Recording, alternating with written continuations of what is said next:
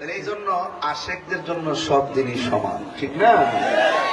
তবে আমরা একটু ইনসাফ করব, যেহেতু সেহেরি আছে, রাত্র প্রায় 11টা, আমরা এমন একটা বিবেচনা করব যেন আপনারা অনেক দূর থেকে যারা এসেছেন বাড়িতে গিয়ে যেন আপনারা সাহারি খেতে পারেন, আপনাদের যেন প্রবলেম না হয়, এটা আমরা ইনসাফ করব। তবে একটা কথা বলতে চাই, আপনারা কি খুশি না বেজার?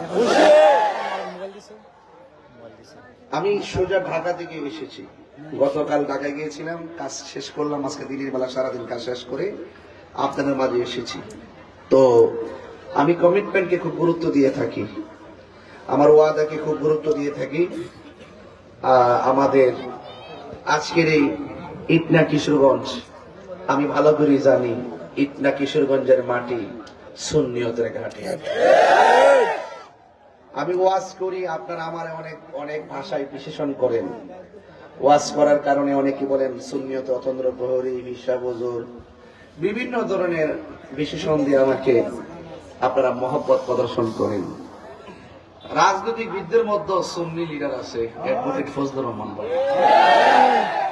উনি কি কাউরে ডরায় কথা কয় না? আমার পরিষ্কার কথা যে যারা নবীকে ভালোবাসে আমরা তাকে ভালোবাসি, এটা সম্পূর্ণ আলাদা একটা জগৎ, আলাদা একটা কি জগৎ, ঠিক আছে তো ইনশাআল্লাহ। তিনি আজকে পাশে রাখলো, আমার কাছে ভালো লাগলো।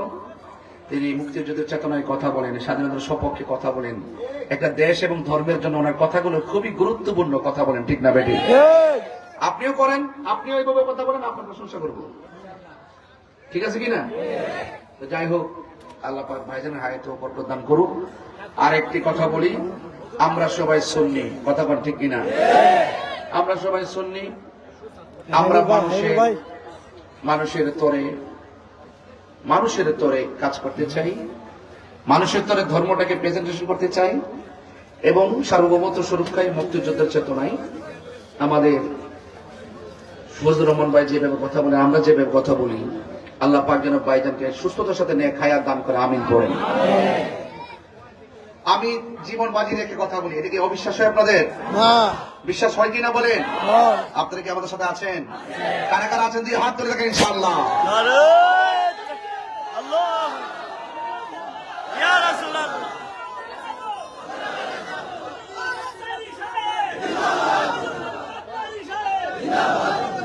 সকলে বলে আলহামদুলিল্লাহ, আর মায়ার শুরু করে আলহামদুলিল্লাহ। আমার ভাইয়েরা, আপনাদের খেদমতে আমি কি কথা বলবো? রমজান মাস কয়টা রোজা চলে গেছে? 11টা গেছে। আপনারা ভাবতেছেন যে তাড়াতাড়ি রোজা যায় না কেন? যারা একটু বেরোজগার এরা তো এটাই কর, যারা ফেটটা খায় আয় মজা না, এরা তো এটাই চা, ঠিক নেই? আর রোজাদারা যারা অরিজিনাল রোজাকে যারা মহব্বত করে, তারা আল্লাহ নিয়ামতটা নিও না, আরো বাড়াই দেব। আর কবরে যারা শুয়ে আছে, তারা বলতেছে আল্লাহ এই রোজা নিও না, এত আরাম, এত সুখ, এত শান্তি।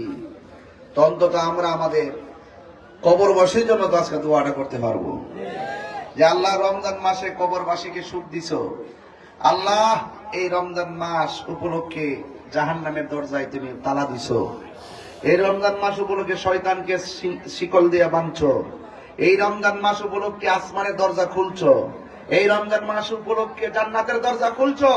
আল্লাহ একটা ফরিয়াদ করি, কবরবাসীর কবরটাকে কিয়ামত পর্যন্ত জান্নাতবাসী করে দাও। আজকের মাহফিলে এর চাইতে বড় চাওয়া কি আর আছে? নাই। আমরা যদি তাদের জন্য দোয়া করি, আমরা মারা যাওয়ার পরে আমাদের জন্য মানুষ দোয়া করবে, ঠিক না বাবা? তো আজকে 11তম রোজা, এই রোজার পর লাস্টে কিন্তু 10 দিন আছে, আসেনি? আপনারা এখন থেকে রেডি হন।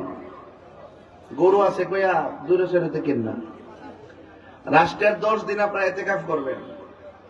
কেউ যদি 10 দিন ইতিকাফ করে, মরার আগে মরে আর কি, মসজিদ ফালায়া, পরিবার পরিজন ফালাই মসজিদে 10 দিন পরে, তখন এই 10টা দিন যদি কেউ মসজিদে গিয়ে ইতিকাফ করে, রাসূল বলেন তার আমল নামায় 2টা হজ 2টা উমরার সওয়াব দেওয়া হবে। অনেক গুরুত্বপূর্ণ না ভাই? এই 10টা দিন আপনারা সিলেক্ট করেন। যুবক ভাইরা একটু উদ্বুদ্ধ হও, মসজিদটা অনেক সুন্দর দেখা যাবে। মসজিদে গল্প করা যাবে না, কোরআন শরীফ পড়তে হবে, ঠিক কি না?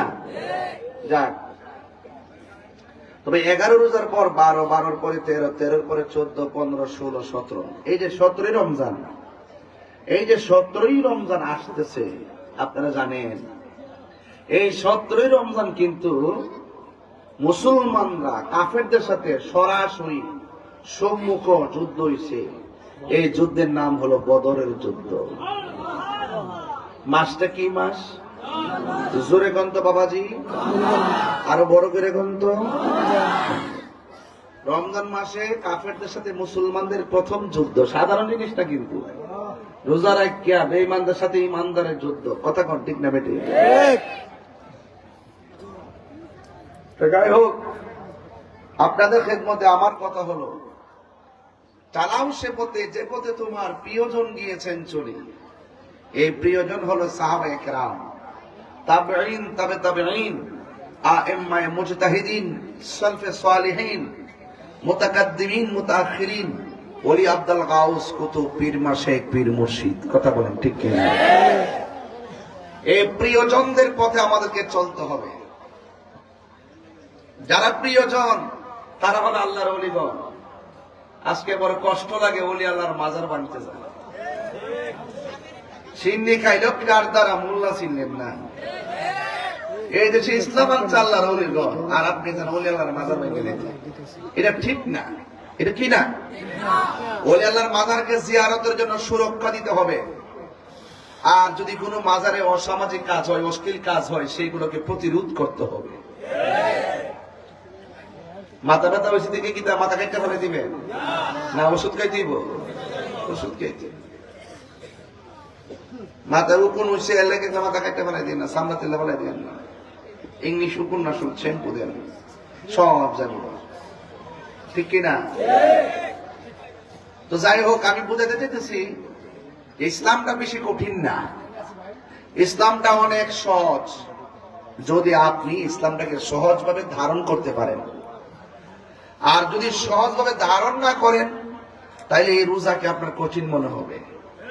প্রেমিক বলতেছে রোজা কঠিন না, রোজা এই জন্য রাখবো, রোজা এই জন্য রাখবো যেন আল্লাহর হাত থেকে আমরা পুরস্কারটা নিতে পারি।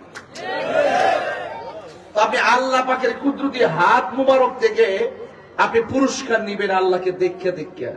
তো এইটা যদি দেখতে চান আর পুরস্কার নিতে চান, আপনাকে যোগ্যতা অর্জন করতে হবে না? ফ্যাক্টরি খাইয়া ঈদগার মাঠে সবার আগে যায় দাঁড়াইতে, শরম নাই, লাভ ছাড়া, লাভ ছাড়া।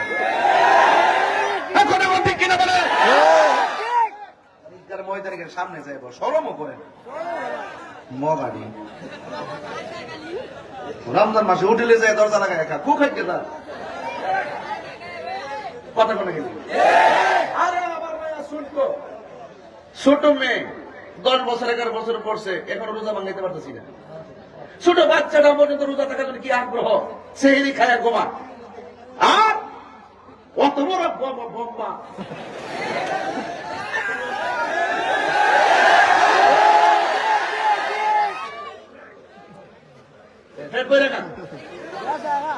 কত কেমন লাগে ঘটনাটি?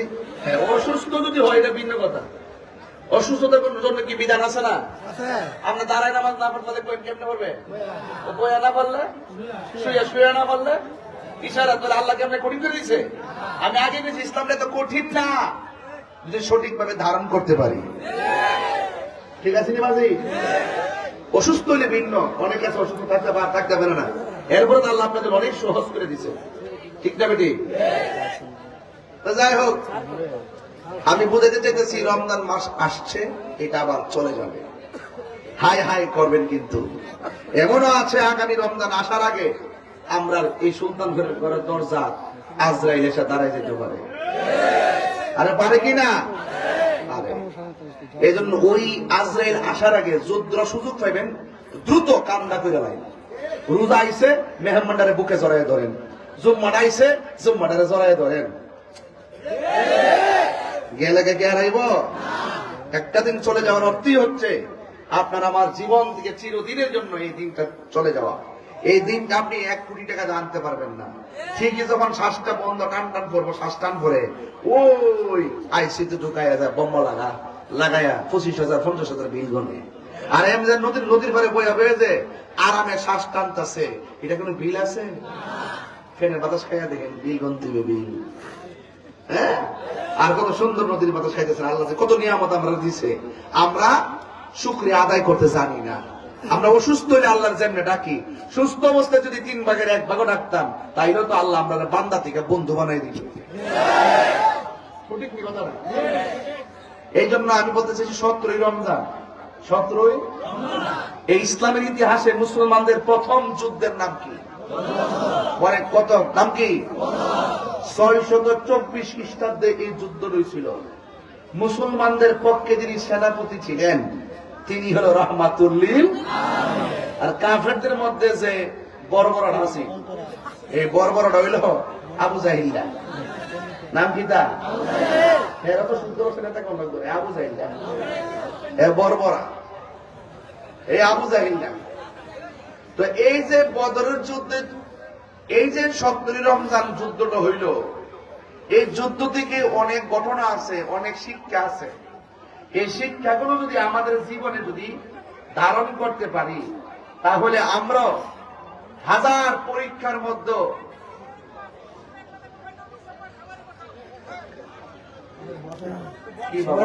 সবাই বসতো কারে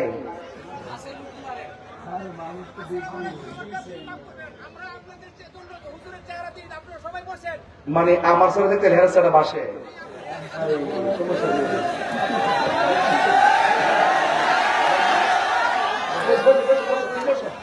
বসো না তুমি, তুমি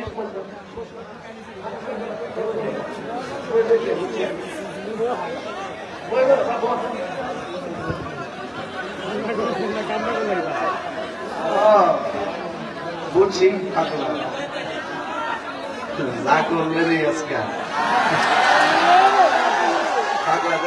একটা খেলা মানে হইলো পিছনে যে দুজন দাঁড়াইছে দুজন আমার তোমার ফর্সা, এই জন্য ফর্সা চেয়ারে আগে বসে, আমি কালা ব্যাটার চেয়ারে কম বসে।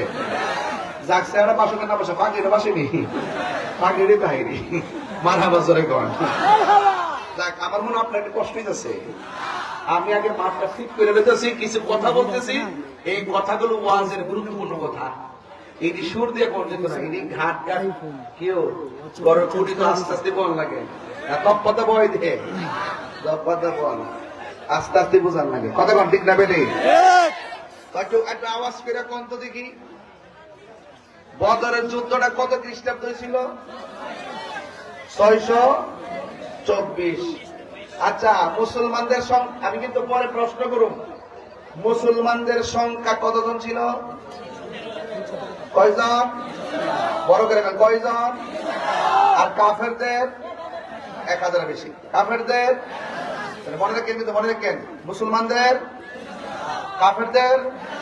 কাফেরদের সাথে মুসলমানদের যে যুদ্ধ রয়েছে, সর্বপ্রথম যুদ্ধ রমজানের কয় তারিখ?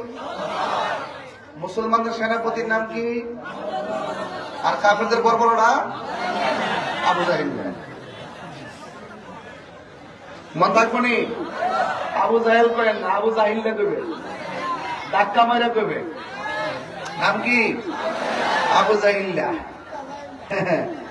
তো এই 17ই রমজান যে যুদ্ধ রয়েছে, সাহাবারা কি রোজদার ছিল না বেরোজদার ছিল?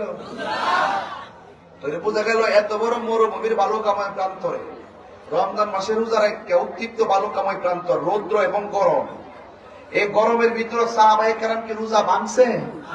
কথা রোজা ভাঙছে? তাইলে আমরা সামান্য তো ঘরের ভিতরে ঘুরে গেলেও আমাদের কাছে ইয়া লাগে, কষ্ট লাগে। এই জন্য বলি, সাহাবায়ে কেরাম রাসূলুল্লাহকে ভালোবেসে সাহাবী হয়েছেন কেন? তারা রাসূলুল্লাহকে জানের চাইতে বেশি ভালোবাসছে। রক্ত দেওয়ার প্রশ্ন হলে রক্ত দিয়েছে, ঘাম জড়াইবার প্রশ্ন হলে ঘাম জড়িয়েছে। কথা বলেন ঠিক না? এই জন্য সাহাবায়ে কেরাম অনুসরণীয় আমাদের জন্য। আলাইকুম বিসুন্নতি ওয়া সুন্নাতিল খুলাফায়ে রাশিদিন আল মাহদিয়িন।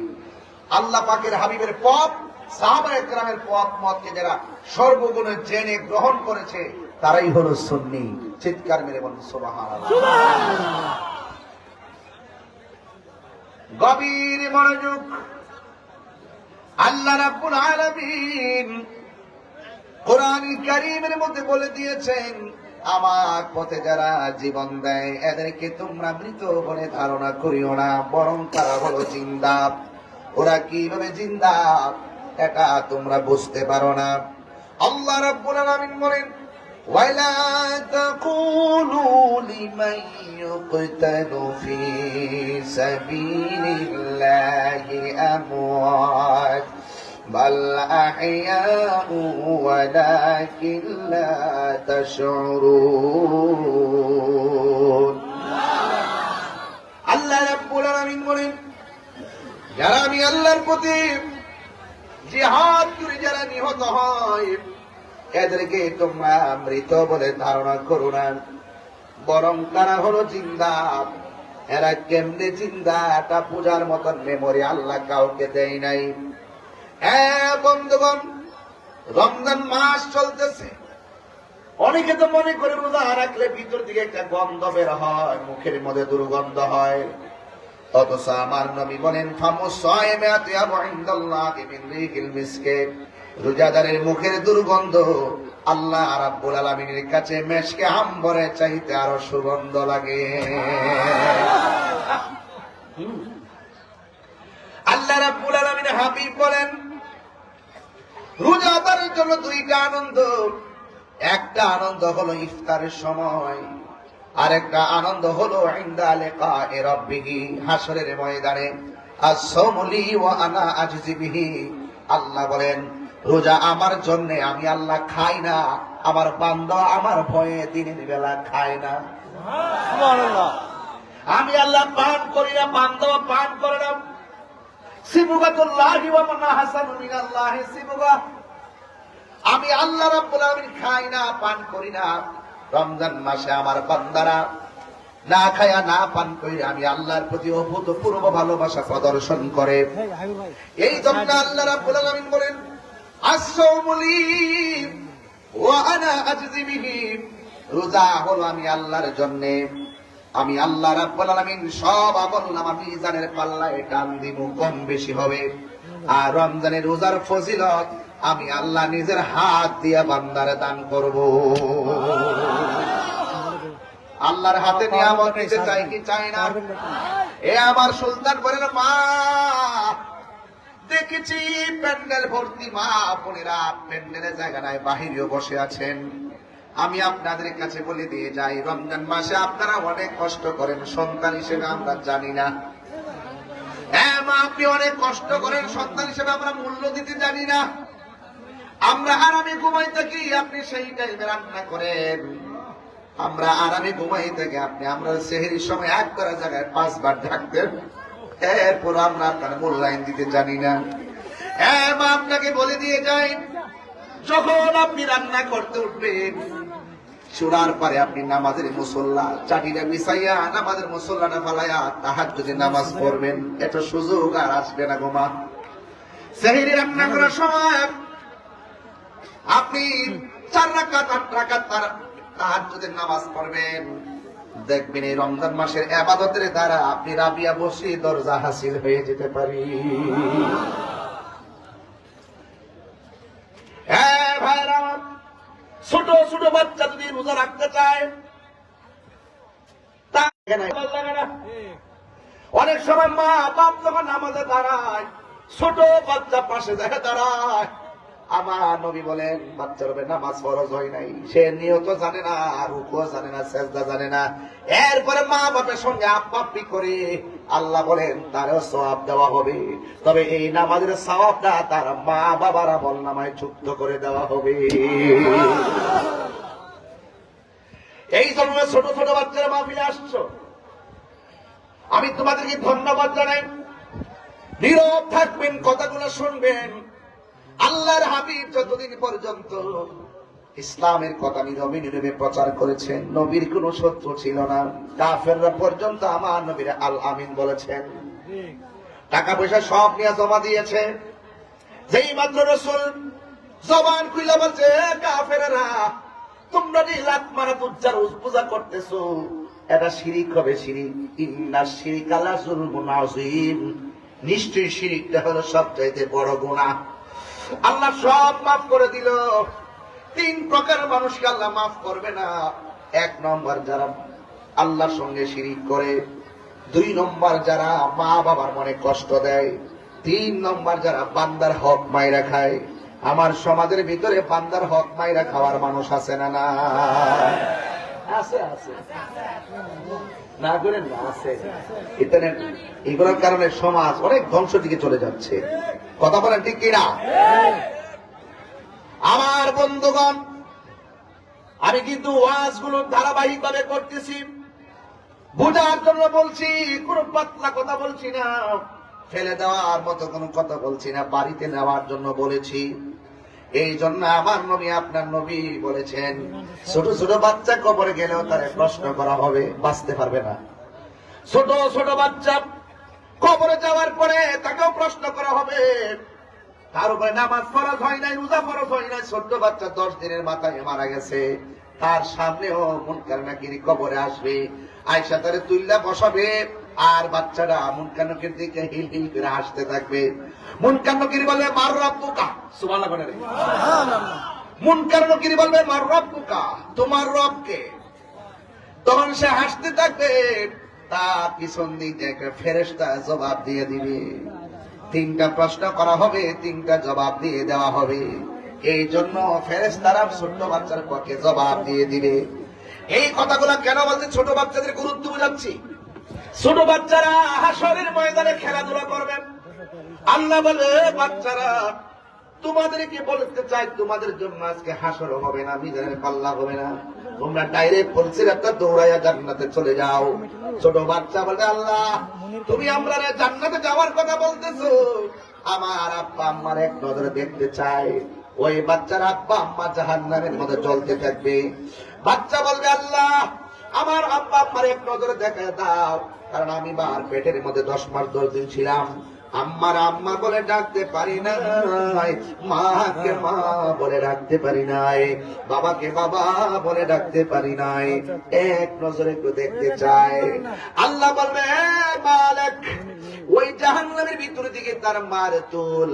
এবার মারে তুলবে, তুলে দেখবে মা শরীরে গোশত নাই, শুধু হাড্ডি গুলা লোহার মতো গরম হয়েছে, কামারের দোকানে লোহার মতো এমন ভাবে গরম, হাড্ডি গুলা লোহার মতো এমন ভাবে অন্ধকারের ভিতরে কঙ্কালের মতো তারা ঠান্ডা শুরু করবে। ছোট বাচ্চারা বলবে, আল্লাহ এই মার পেটের মধ্যে আমি ছিলাম, ওই মার এই অবস্থা দেখে কেমনে আমি দুজক জান্নাতের মধ্যে যাবো, আল্লাহ আমার আম্মার আমার সঙ্গে একটু দিয়া দেন। আল্লাহ বলবে, না তোমার যাওয়া তুমি যাও। বাচ্চা বলবে, আল্লাহ আমারে যদি তুমি না দাও, আমার আম্মার সঙ্গে আমার দুজকে দিয়ে দাও। আল্লাহ মালিক রে কয় কি? বাচ্চা তার মাল লাগাছে পাগল, আমি তো কোটি গুণ পাগল আমার বান্দার জন্য। ফেরেশতা রে,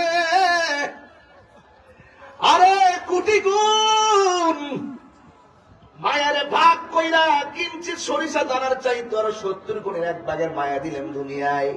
দেখ বাচ্চা মার জন্য কি করে, আমি না এর চাইতে কোটি গুণ মায়া কইরা বান্দা বানাইছি। ফি আই সূরাতিন মা শাআ রাক্কাবাক, লাকাদ খালাকনাল ইনসানা ফি আহসানি তাকবীম। আমি না কোটি গুণ মায়া কইরা বান্দা বানাইছি। এত বড় মায়া কইয়া আমি কি বান্দার জন্য কিছু করতে পারি না রে? ও ফেরেশতা, বাচ্চার কথা কবুল কর। আমি আল্লাহ কবুল করলাম। বাচ্চার মা যারে তাসতিন নামক পানি দেয় এমন ভাবে দৌত করো যেন তার শরীরের ভিতরে জাহান্নামের একটা দাগ না লাগে। শিকল শিকলের সঙ্গে যে লাইগা থাকে, বাচ্চাটা তার মা আঙ্গুরের সঙ্গে হাতটা বান্ধা জাহান্নামের তাসতিন নামক পানি দিয়ে দৌত করাইয়া বাচ্চারা তার মা বাপে ডাইনা ডাইনা পৌঁছিয়ে ভাগ কইরা জান্নাতে নিয়ে যাবে।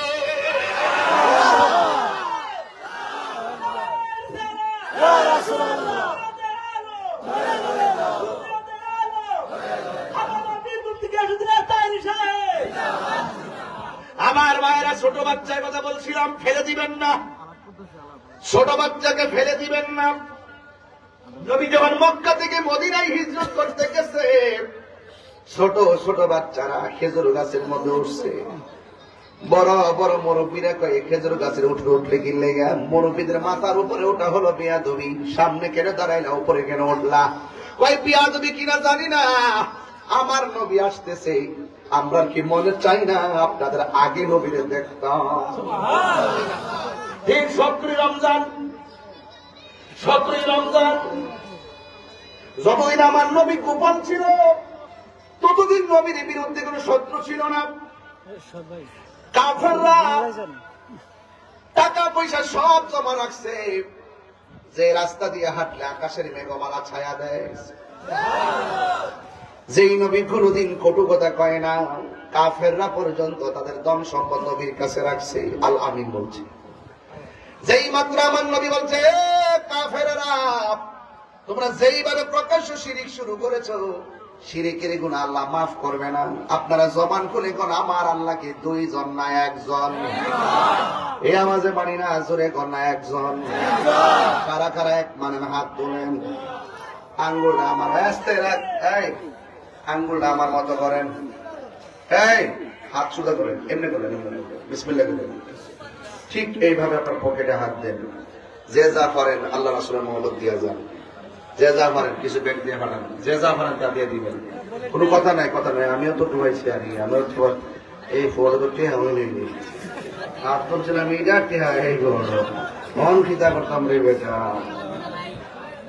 দিয়া দেখিস বাইরে তো বলে কবে দিয়েছি না, আমি নিজে আমল করে লই, এর ফলে মানুষ আমল করুক। আমি 500 দিয়া দিছি, মারহাবা জোরে করে। আরো করে পাইলে নিরালাই গো নবী, পাইলে নিরালাই, পাইলে নিরালাই গো নবী, পাইলে নিরালাই। তুই কদমে